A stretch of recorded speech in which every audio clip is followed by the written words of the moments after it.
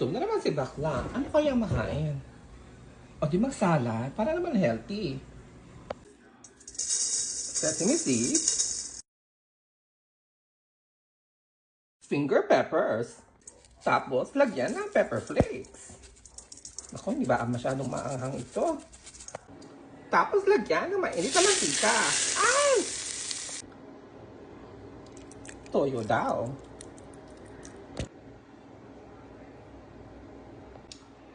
At suka.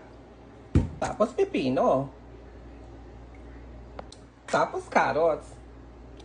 Kung gusto nyo mas pino, di kayo tinatamad ng lola.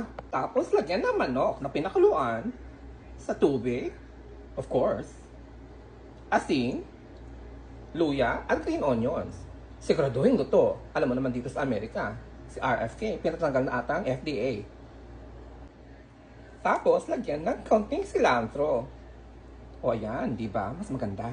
Eh ano pa nga ba? Eh di haluin. O di ayan, meron ng pagkain ng lola. O sige, bye-bye!